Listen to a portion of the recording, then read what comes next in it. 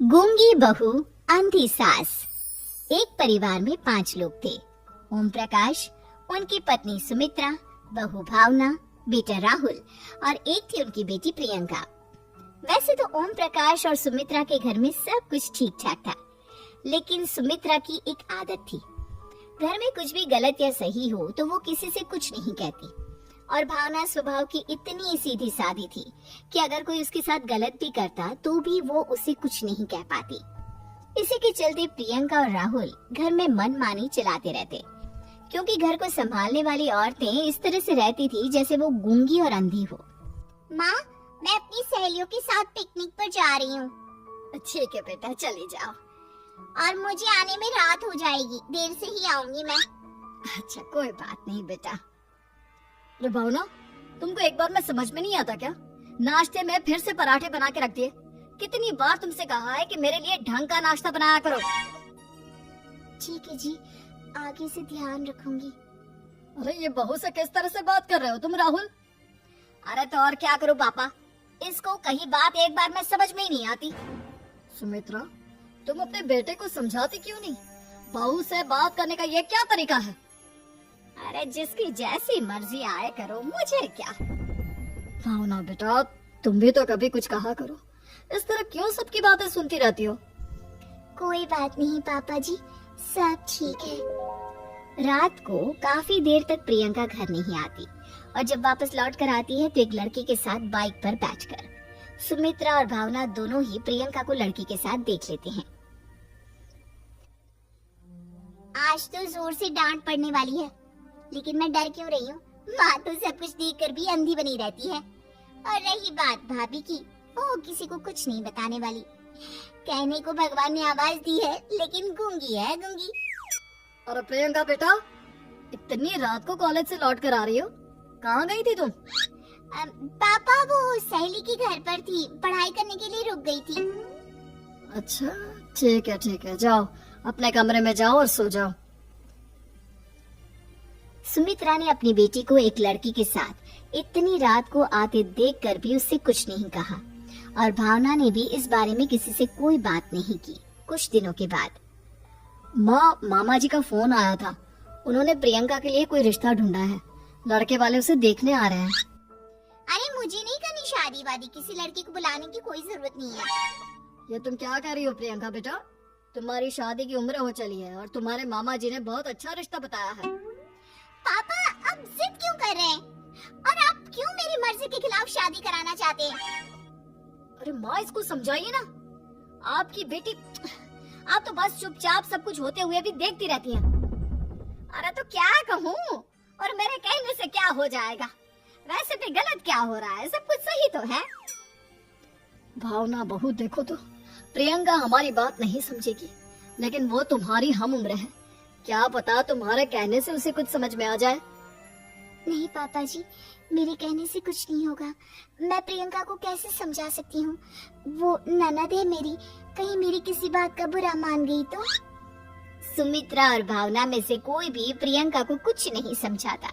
इस बात से राहुल और ओम प्रकाश जी दोनों ही परेशान हो जाते हैं। और फिर जब लड़का प्रियंका को देखने के लिए आता है, मुझे आपकी बेटी बहुत पसंद है, मैं उसके साथ शादी करने के लिए तैयार हूँ। देखो, मुझे तुमसे शादी नहीं करनी, और ये बात जितनी जल्दी समझ में आ जाए अच्छा रहेगा। अरे तो फिर आप लोगों ने मुझे यहाँ बुलाया ही क्यों? माफ कर दो बेटा, वो हमारी बेटी जरा गुस्से में है। हम उसे समझाने की कोशिश करते हैं। हाँ, देखिए आप नाराज मत होइए, वो तो उसने बस ऐसे ही कह दिया होगा।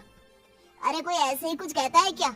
और ये आपकी पत्नी और माँ, ये दोनों इस तरह चुपचाप क्यों बैठे हैं, जैसे इस घर के मेंबर ही ना हो? आपके घर में सब कुछ ठीक तो है ना? अरे सब कुछ ठीक है बेटा। सुमित्रा, समझाओ ना अपनी बेटी को। अरे क्या समझाऊं, क्या होगा समझाने से? सब ठीक ही तो हो रहा है, गलत क्या हो रहा है? भावना, प्रियंका को अंदर लेकर जाओ और उससे समझाओ कि कितना अच्छा रिश्ता है। इतना अच्छा लड़का है, इस तरह से बिहेव ना करे। नहीं जी, मैं किसी से कुछ नहीं कह सकती जी। अरे अजीब परिवार है, मुझे तो यहाँ से निकलना पड़ेगा। इस तरह से तो आपकी बेटी की शादी किसी से नहीं हो सकती।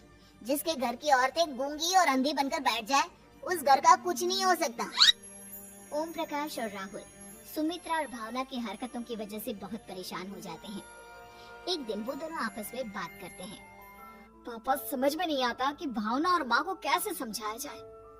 सही कहते हो बेटा, तुम और मैं काम के सिलसिले में सारा दिन घर के बाहर रहते हैं और घर की दोनों औरतें जिन्हें सारा घर संभालना चाहिए गूंगी और अंधी बनकर बैठती हैं।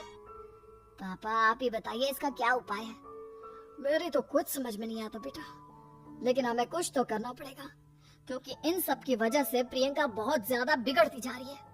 तुमने देखा उसे किस तरह से बिहेव किया था। अरे लेकिन पापा हम करेंगे क्या? हमें एक नाटक करना होगा। कुछ दिनों के लिए हम भी गूंगे और बहरे बन जाते हैं, उसके बाद इन दोनों औरतों को अकल आएगी। हाँ पापा, शायद आपकी बात ठीक है। हम दोनों हर बार बात को संभाल लेते हैं और इसी वजह से माँ और भावना कुछ भी करने की कोशिश ही नहीं करते। और फिर अगले दिन, भावना, नाश्ते में क्या बनाया है? जी पराठे बनाए हैं। मेरे लिए पोहा बना दो।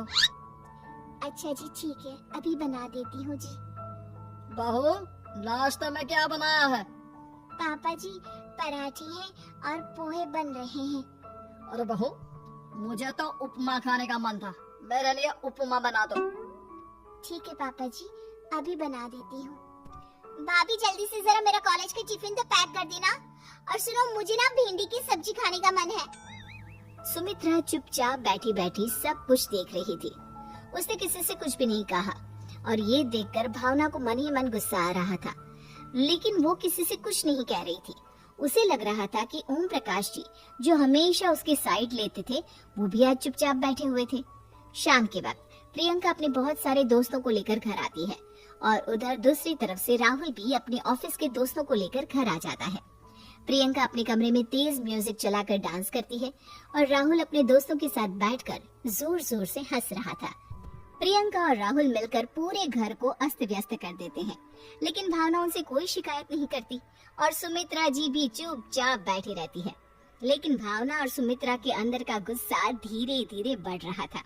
फिर रात को ओम प्रकाश और राहुल एक दूसरे से बातें करते हैं।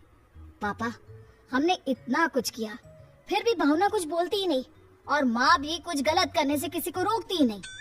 तुम चिंता मत करो बेटा, इन दोनों के अंदर का गुस्सा भर रहा है और बहुत जल्दी बाहर आने वाला है। अगले दिन, अरे बहू, ये कपड़े धुले हैं या गंदे हैं? पापा जी कपड़े तो मैंने धोकर ही आपकी अलमारी में रखे थे। मुझे तो साफ नहीं लग रहे, एक बार और धो देना।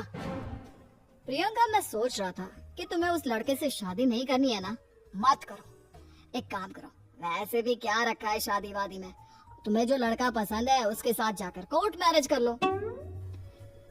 इस बार ओम प्रकाश और राहुल की बात सुनकर भावना और सुमित्रा के अंदर का गुस्सा जाग उठता है। मैं किसी से कुछ कहती नहीं जी, इसका मतलब ये है कि आप लोग मुझे परेशान करते ही रहेंगे।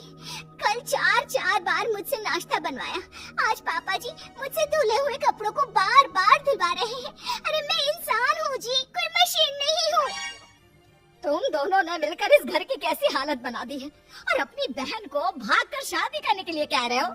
तुम भाई हो या दुश्मन? ओम प्रकाश और राहुल जोर जोर से हंसने लगते हैं। अरे इसमें हंसने की क्या बात है? हम लोग यहाँ इतने परेशान हो रहे हैं जी, तुम लोगों को ऐसी हरकत करने के बाद भी हंसी आ रही है। ये क्या कर रहे हैं जी आप दोनों? यही तो हम चाहते थे कि सुमित्रा तुम अंधी होकर ना बैठी रहो। घर में कुछ भी गलत हो तो उसे रोकने की कोशिश करो। और भावना, तुम अपने साथ हो रहे गलत व्यवहार पर भी कभी मुंह नहीं खोलती, ये सही बात नहीं है। मैं चाहता था कि तुम्हारी भी जुबान खुले, तुम गलत बात का विरोध करो। गूंगी बहू और अंधी सास की ये जोड़ी इस घर में अब नहीं चलेगी।